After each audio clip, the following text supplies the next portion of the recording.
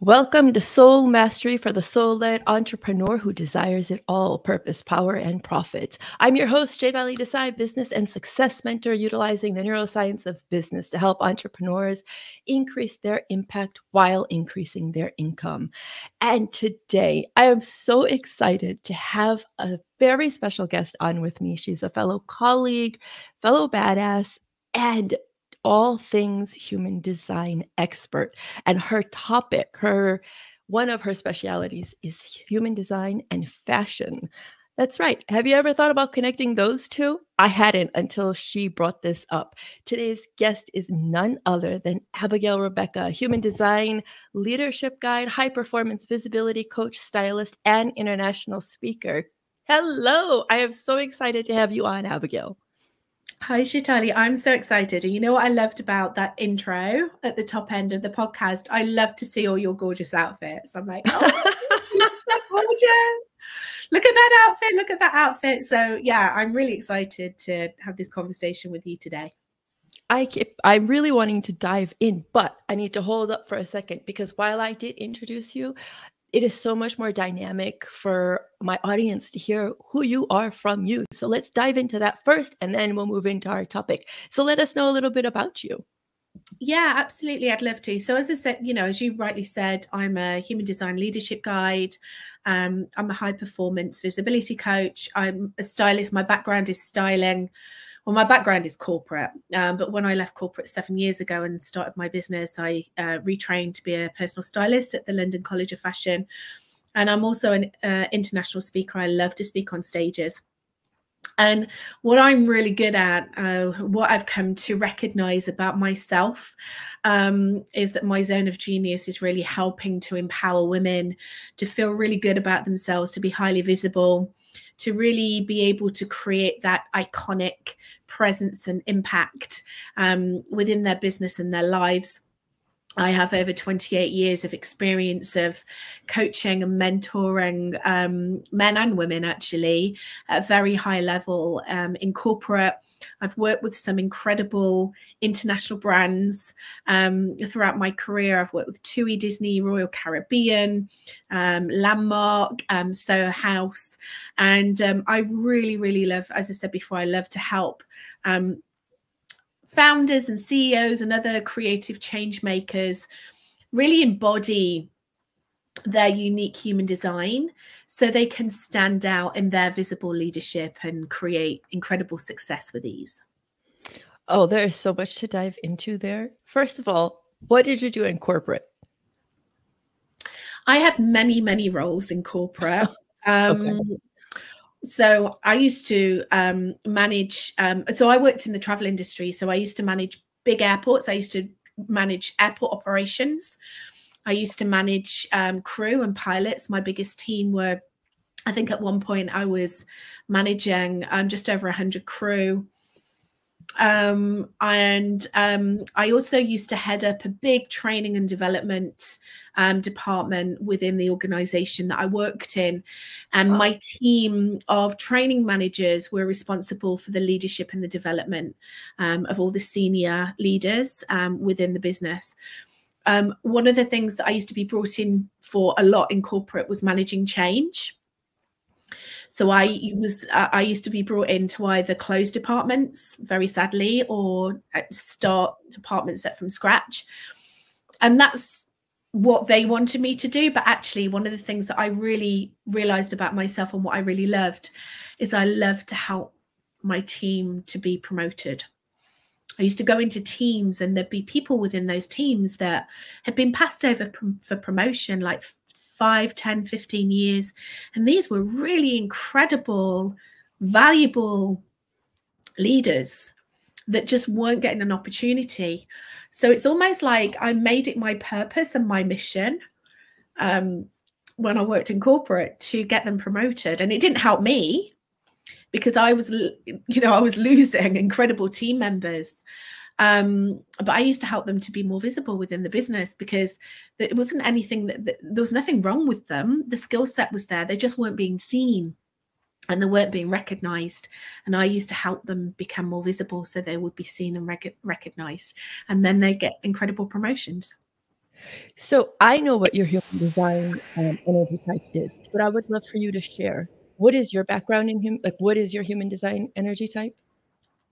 So I am a 4/6 emotional energetic projector. My environment is kitchens. Oh. And I found out that I was a projector. Well, I found out about human design about 7 years ago. I was at a business conference with one of my coaches, actually, in Palm Springs in the States. And someone introduced me to human design, and I just thought it was wonderful. I was like, oh, this is really interesting. And then I got distracted by the next shiny object syndrome, you know, shiny object and the next shiny object. And I never kind of really dove into it, but it kept coming up for me again and again. And I really started to deep dive into it probably about 6 years ago, and then started to incorporate it into my business 5 years ago. And I was in absolute denial about being a projector. I was like, I'm not a projector, I'm a manifestor. That's interesting, because hearing your story in corporate, it seemed like you had tapped into your projector energy. I had. Oh, okay. So you were unconsciously doing it, but consciously saying, no, this isn't mine. Yes. And this was interesting because the roles that I was that were pointed out for me, that were chosen for me by corporate, what corporate wanted me to do was real manifestor stuff. Okay. I was like going in and creating change and leading movements and getting the ball rolling on things. But actually what I really loved to do was the projector stuff. So I, like you said, I knew at an unconscious level at the time that I was a projector. Yeah. But I refused to believe that. I was like, no, I'm a manifestor. Like I'm a dynamic leader and I go out and get things done. And so it's been really interesting. But I think part of that also is because I am an energy projector. So even though my sacral isn't defined, my solar plexus and my root is defined. So there are times where I still really have to step back from my deep conditioning to be a manifestor. Oh, yeah. I can only imagine, because you, as a high achiever, we're always going like manifestors, regardless of your design type, right? And what's interesting here is with projectors, you get to, in order to leverage your energy, pull back. Like, let's lean back. We all hear that in social circles. That, I would imagine, is one of the biggest deconditioning aspects of realizing you're a projector or a non-energy type, so to speak. Yeah. Yeah, absolutely. And, I work with a lot of projectors and we all have the same experiences. I used to beat myself up. I used to think I was lazy. Yeah. Because I wanted 100%. To sleep in the afternoon. I remember going to the Google. I went to do some training with Google, or training for Google, when I still worked in corporate.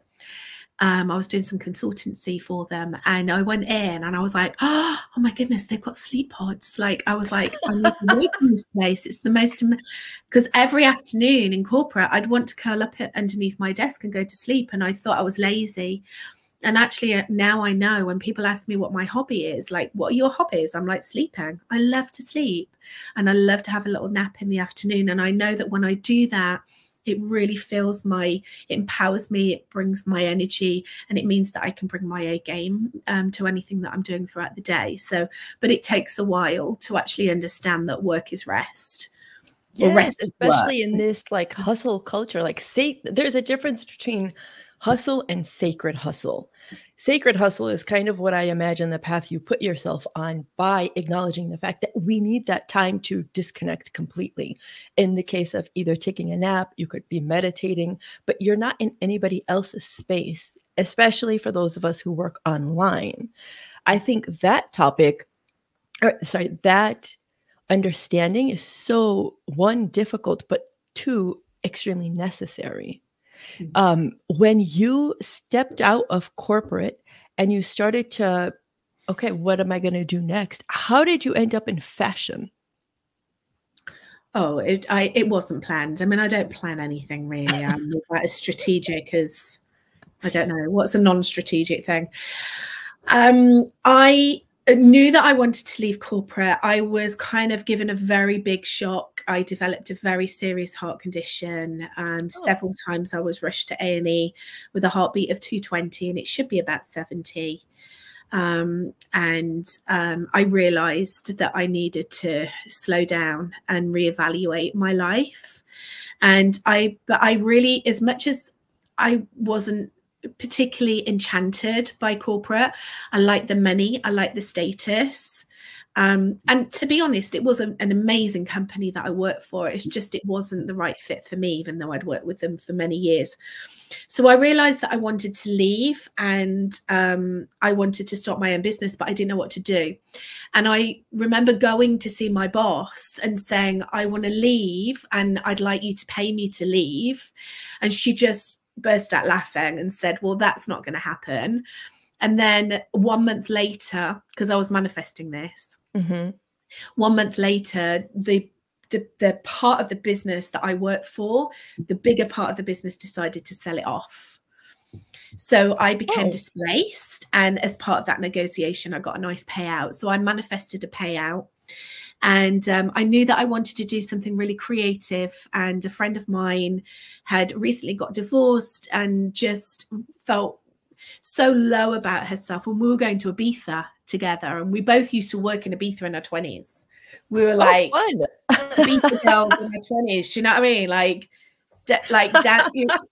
Like doing all the things in Ibiza. I love it. Love it. What was that again? Sorry. No, I said I love it. Oh, sorry. Oh, sorry. Yes. I just you paused a little bit then. Maybe we want to pause that. So one, difficult, but two, extremely necessary. When you stepped out of corporate and you started to, okay, what am I going to do next? How did you end up in fashion? Oh, it wasn't planned. I mean, I don't plan anything really. I'm not as strategic as, I don't know, what's a non-strategic thing. I knew that I wanted to leave corporate. I was kind of given a very big shock. I developed a very serious heart condition. Several times I was rushed to A&E with a heartbeat of 220, and it should be about 70. I realized that I needed to slow down and reevaluate my life. But I really, as much as I wasn't particularly enchanted by corporate, I like the money, I like the status. And to be honest, it was an amazing company that I worked for. It's just, it wasn't the right fit for me, even though I'd worked with them for many years. So I realized that I wanted to leave, and I wanted to start my own business, but I didn't know what to do. And I remember going to see my boss and saying, I want to leave and I'd like you to pay me to leave. And she just burst out laughing and said, well, that's not going to happen. And then 1 month later, because I was manifesting this, 1 month later, the part of the business that I worked for, the bigger part of the business, decided to sell it off. So I became displaced. And as part of that negotiation, I got a nice payout. So I manifested a payout. And I knew that I wanted to do something really creative. And a friend of mine had recently got divorced and just felt so low about herself. And we were going to Ibiza together, and we both used to work in Ibiza in our 20s. We were like Ibiza girls in our 20s. You know what I mean? Like doing all the things in Ibiza. I love it. Love it. What was that again? Sorry. No, I said I love it. Oh, sorry. Oh, sorry. Yes. I just you paused a little bit then. Maybe we want to pause that. So she was like, I don't want to go back to this place that I have so many amazing memories of and feel like I do at the moment. I was like, well, come on, I'll style you. So I just created this amazing wardrobe for her, and we went and she had a ball. It was just amazing. It was like transformational for her, the confidence. So she said to me, why don't you be a stylist? And I was like, okay, then. So I went to do my training at London College of Fashion. I set up my business. I was based in Knightsbridge, right slap bang opposite Harrods. And And then I discovered the online world, and then I actually brought it online. So my first online business was actually personal styling for entrepreneurs. I used to do a lot of things online. That is, I love it, because talk about, it's walking in faith, that's like pure walking in faith right there, to say, okay, well, this is what I want, having the payout, then the payout come, then having the opportunity to use your creativity to get to your next path or to the next level of you. I know prior to recording, we were talking about this. Moments of transformation come in such a way that it requires you to open your eyes to a new possibility. In the moment, were you nervous, scared? How did it feel? It felt liberating that I was finally stepping into something that I really desired to do, but I was so scared at the same time. And looking back at it now, I was traumatized. I mean, I had someone really incredible in my life that helped me, that guided me through that whole transitional process, because the whole of my identity was caught up in my corporate identity. I had become the person that they wanted me to be in corporate, and it wasn't me anymore. So I felt very disconnected with who I was, very inauthentic. And authenticity is one of my biggest values. So I really had to do a lot of deconditioning. And with that came such an incredible spiritual awakening. Things that I'd always thought about myself and been really scared about myself started to kind of bubble up into the surface. And instead of pushing it back, I started to embrace it. And it was just beautiful, really, in the end, but very scary at the time. For female entrepreneurs who are listening, or females who are listening who have that entrepreneurial nudge, that feeling, that calling that they're just kind of ignoring right now because of this fear, what would be your greatest, or what would be a great first step to help them on their path? I think really allowing themselves to be very open and honest about what they truly desire, and really allowing themselves to go there. You know, we're so conditioned to keep small and I mean, it's different as well, isn't it, culturally, all over the world. I mean, I work with a lot of women that are based in America, and it is a different mindset to the UK. But if I can give the UK as an example, there's a real culture in the UK, unfortunately, of don't get too big for your boots, don't get big ideas, who does she think she is, you know? And it's kind of like, it's almost like a bit cool to be a little bit down on yourself and down on others, where actually, you know, maybe it's time to kind of challenge those cultural ideas and ways of being, and stop feeling bad about wanting incredible things for yourself. Stop feeling bad about wanting freedom, about wanting money, about, you know, wanting luxury, whatever it is that you desire, and really allow yourself to go there. And I think once you start being really honest with yourself, and you start to accept that I'm the person that wants to live this life, then you can start to open yourself up to the universal miracles that will come your way if you desire it. And as they walk this path, I feel like fashion is actually something that's such a easy thing to add, as something as simple as like earrings or like your headband, something that feels fun, that feeds their confidence. So let's dive into this, especially from this human design aspect, because to be frank, you're the first person I've heard who's combined human design with style. So I myself am like, what? So how did you make this connection? Well, I've always been really interested in, I guess, the correct terminology would be like the psychology of fashion and the psychology of style. So when I went and did when I was trained to be a personal stylist, it was very much like you are trained to dress someone according to their skin tone, their eye color, their hair color, the shape of their body, the shape of their bones, and of course like their lifestyle and desire, but it's very much like a physical thing, right? So I can look at, so I'm trained to look at someone and go, oh, you're not wearing the right color, or you need to wear this fabric instead of that fabric, and you need to lower your hemline a little bit because it's not sitting right on your legs, right? So that's how you're designed to be as a personal stylist.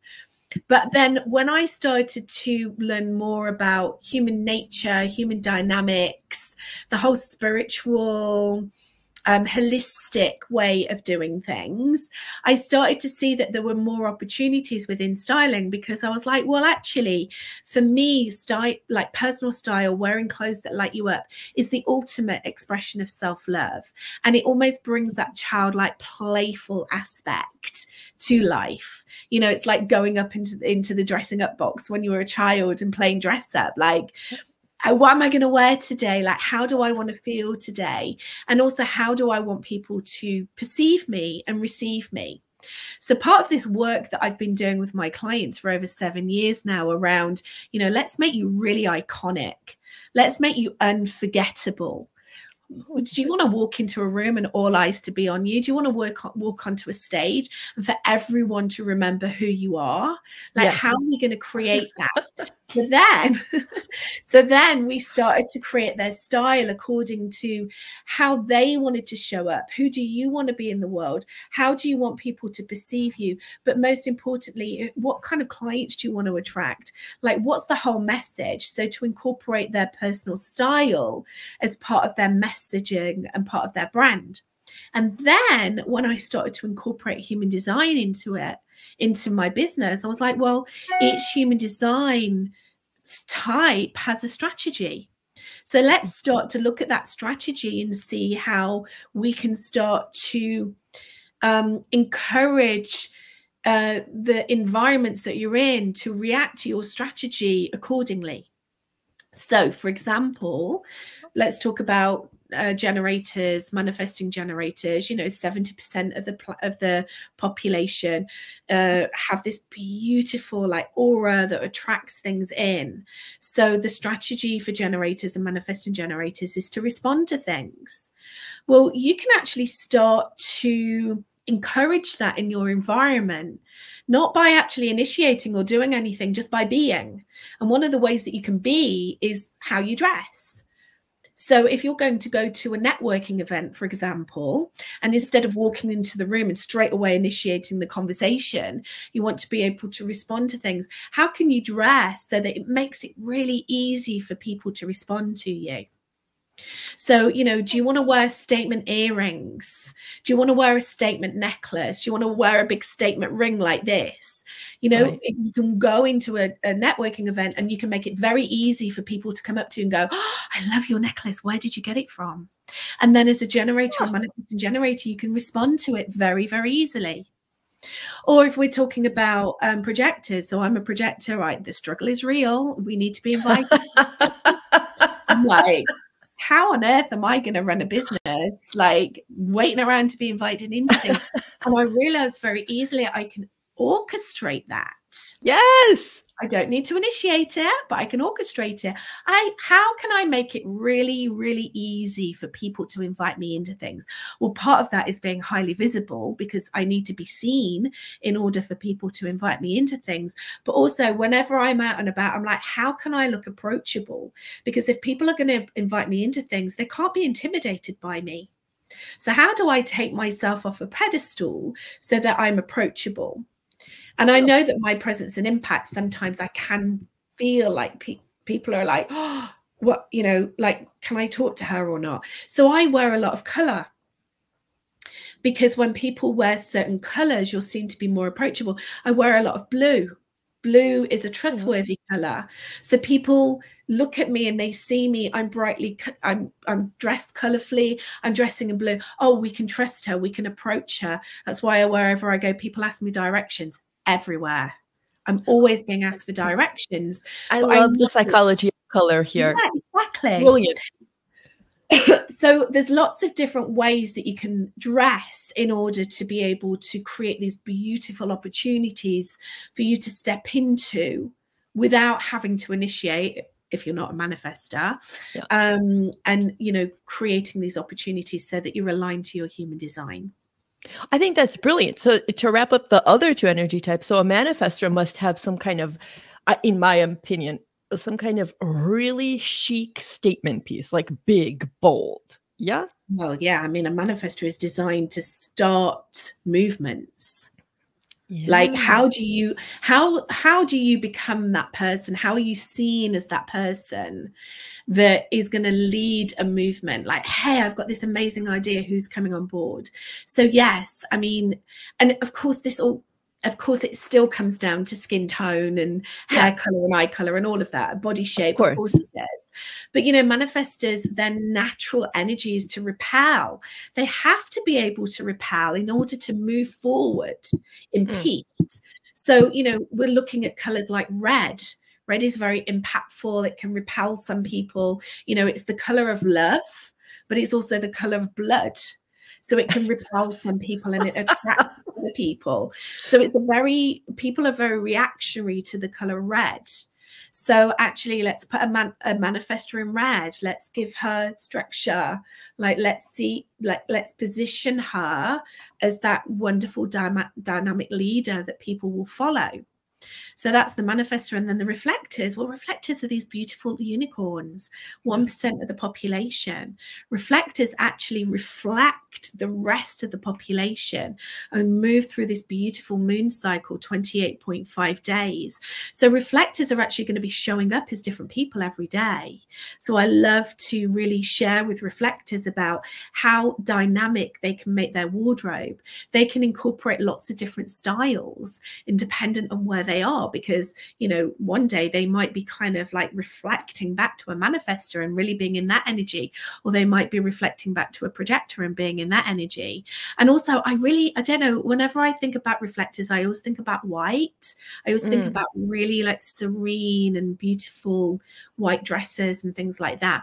But again, it's really to look at as a reflector, how am I going to be able to be lit up by my environment, because environments are so important to them. They get their ideas, they are able to taste the environment to then eventually be able to make their decision. So it's really looking at their environments, where they're hanging out in those environments, and being able to kind of stand out as well, because again, reflectors can often are very invisible at times. People don't even notice them. So actually, how are you going to be able to stand out as a reflector so that people can notice you? I love all these intro tips for those who are stepping into their human design and want to express it. I think it's absolutely beautiful, and what a beautiful methodology you've created. So I am so thankful that you shared all of that. For those of you who want to get more in touch with Abigail, which I know you do, where are we going to find you? Best place to find me is my website, abigailrebecca.com. I've got loads of free stuff on there. You can download your human design.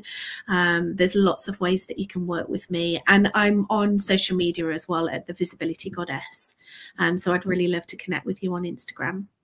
And guys, once you've heard this, tag us on social. Share with us what your greatest takeaway was, because this was such a dynamic conversation. And I know Abigail from different facets of life, and she has so much more to share. But these tips that she's given to help us stand in our power in the easiest way possible. Manifestors, you know you got red lipstick somewhere. Reflectors, whites and silvers. How can you just bedazzle yourself to stand out like a unicorn, as Abigail said? Projectors, please follow Abigail. She shares so much for the projector energy types. And generators, manifesting generators, what makes you feel sexy? Come on now. Abigail, thank you so much for coming on. And for those of you who know, Abigail is also part of the Women Thrive Summit coming up in March. Be sure to join us. Grab your complimentary ticket, because if you think this conversation was dynamic, wait until all of the speakers share their wisdom. Before we hop off, Abigail, is there anything that you would like to share last minute, or any wisdom you want to drop? Yeah, I think it's, human design doesn't put us into a box. Human design is the science of differentiation. So this is really about being your unique self, not trying to copy someone else, not trying to be someone else, not comparing yourself to someone else, really coming back to yourself, appreciating yourself, really loving yourself. And once we can do that, that's when we become iconic. That's when we can create anything that we want to create in this world. So I really, really encourage you to, in terms of your style, which we've been talking about today, really look at, like, what do I want to be known for? How do I want to make others feel? How do I want to feel? And, maybe if it's time for a little bit of a refresh in that department, then go ahead, like you said, go ahead and wear the red lipstick, go ahead and wear those shoes that you're just saving for a special occasion. Wear them and go grocery shopping, put on your best outfits and really show yourself and express your self-love in that way. That is beautiful. To all of our guests today and listeners, thank you so much for tuning in. Abigail, thank you for dropping beautiful wisdom. I thank you personally, and I know the collective is also grateful. For everyone listening, thank you again. I'm Chaitali Desai, and this is Soul Mastery. And like always, I'm wishing you a beautiful day. And remember, anything is possible once you decide.